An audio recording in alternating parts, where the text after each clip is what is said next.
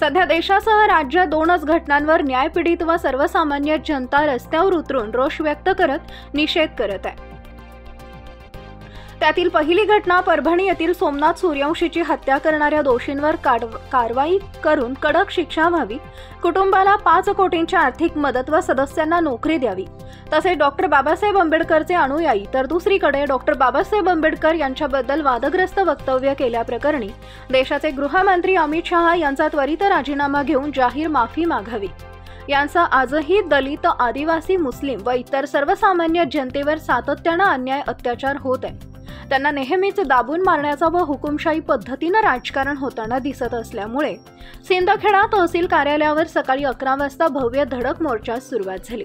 तत्पूर्वी देशाचे माजी पंतप्रधान तथा अर्थमंत्री मनमोहन सिंह यांना सामुदायिक भावपूर्ण श्रद्धांजली वाहण्यात आली।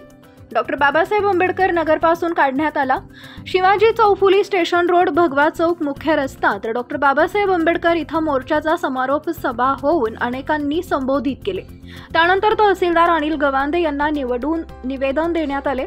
मोर्चाचं नेतृत्व वंचित बहुजन आघाडी, भिल समाज विकास मंच, मुस्लिम समाज सिंदखेडा यांनी संयुक्तिकरित्या केले। सिंदखेडा शहरासह तालुक्यातील समस्त डॉक्टर बाबासाहेब आंबेडकर समाज, आदिवासी समाज, मुस्लिम समाज व सर्वपक्षीय संविधान प्रेमींनी सहभागी झाले होते। त्यावेळी वंचित बहुजन आघाडीचे जिल्हा उपाध्यक्ष राहुल पाटोळे व भिल समाज विकास मंचचे संस्थापक अध्यक्ष दीपकदादा अहिरे, जिल्हा सचिव अशोक सोनवणे, सुनील सोनवणे, मुस्लिम समाजाचे विकी खाटिक, इक्बाल तेली, भटक्या विमुक्त संघटनेचे जिल्हाध्यक्ष राजू सूर्यवंशी, तालुका अध्यक्ष सतीश सूर्यवंशी, विजय मोरे, दिनेश मोरे, ॲडव्होकेट अरविंद कुमार मंगासे, रामभाऊ माणिकसह पदाधिकारी व कार्यकर्ते, महिला हजारोंच्या संख्येने सहभागी होऊन मोर्चा यशस्वी केला। मोर्चाच्या वेळी सिंदखेडा पोलीस स्टेशनचे पोलीस निरीक्षक बाळासाहेब थोरात यांच्या मार्गदर्शनाखाली सहाय्यक पोलीस निरीक्षक हनुमान गायकवाड, गोपनीय अनंत पवारसह पोलिसांनी चोख बंदोबस्त ठेवला होता। वडार समाज के जो बाबा साहब आंबेडकर के लिए बहुत जाने जाते थे, ये वडार समाजाचे होते। बाबासाहेब आंबेडकरांचा पुस्तकांचा इतिहास त्यांना माहिती होता। बाबासाहेब आंबेडकर काय आहेत ते वडार समाजाच्या व्यक्तीला माहिती होतं, म्हणून ते आंदोलनात सहभाग झाले आणि पोलिसांनी मुद्दामून, तो लॉचा विद्यार्थी होता, परभणी पोलिसांनी मुद्दामून त्याचा म्हणजे एका प्रकारे त्याचं मर्डरच केला। परभणी पोलिसांनी औरंगाबाद मध्ये त्याचं पोस्टमॉर्टम झालं। औरंगाबादच्या पोस्टमॉर्टम मध्ये रिपोर्ट मध्ये कळलेलं आहे की याचा जो मृत्यू झालेला आहे तो पोलीस प्रशासनाच्या मारण्यामुळे झालेला आहे। कशामुळे झालेला आहे? पोलीस प्रशासनाच्या मारण्यामुळे त्याचा जर मृत्यू झालेला आहे तर गृहमंत्री आणि तिथले जे काही नेते मंडळी आहे, तिथला जो एक आमदार होता तो काय म्हणतो की ज्याने ते संविधानाचं जे शिल्प पाळलं तो मनोरुग्ण होता। अरे कस काय मनोरुग्ण होता?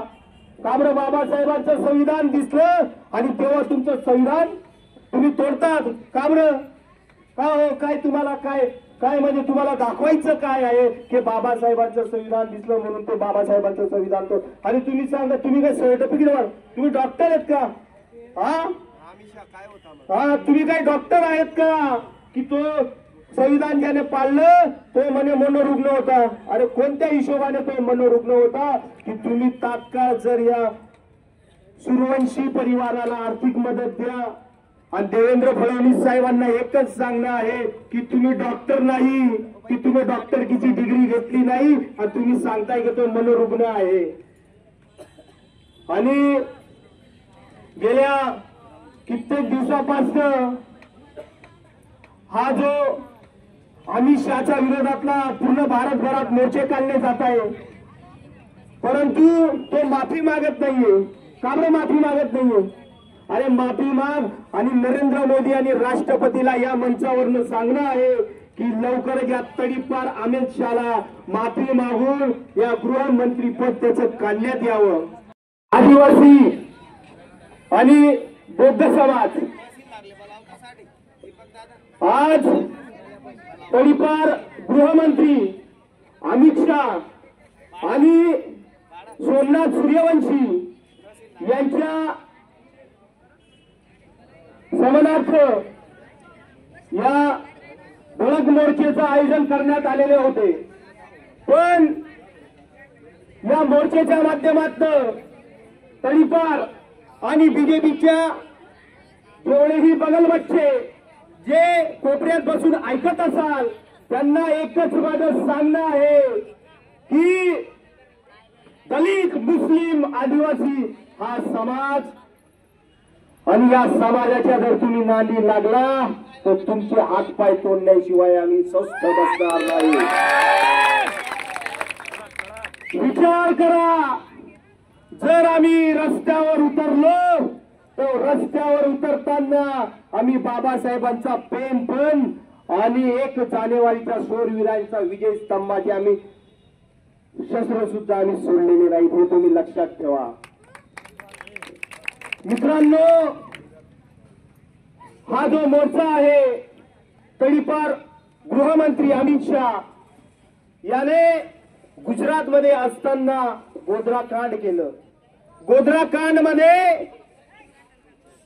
तिथल्या बीजेपी सरकारने याला तडीपार केलं होतं आणि हा बोलतोय की अंबेडकर क्या करते हो, अंबेडकर क्या करते हो, तो भगवान का नाम लोगे तो स्वर्ग में जाओगे. अरे पहले तूने अंबेडकर नाम लिया तब तो संसद में गया, तभी गया ना. बाबा साहेब के संविधान के वजह से तू संसद में गया और अभी बोल रहा कि भगवान का नाम लो. अरे मैं तो बोलता हूँ तू भगवान का नाम ले और जल्दी स्वर्ग में चल जा.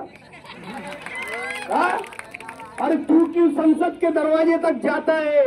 अरे संसद में बैठने वाले और संविधान को मानने वाले बहुत है, संसद में बैठने वाले और संविधान को मानने वाले बहुत है. अरे जिस दिन तू बाबा साहब अंबेडकर का नाम और गलती से लिया, अगर तूने माफी नहीं मांगी तो तेरे ये तुम सोच लो कि हम क्या कर सकते और नहीं कर सकते. यादवराव सावंत, सिंदखेडा प्रतिनिधी. आपल्या परिसरातील घडामोडी पाहण्यासाठी आजच आपल्या MDTV न्यूजला सबस्क्राईब करा आणि बेल आयकॉन दाबा आणि रहा अपडेट.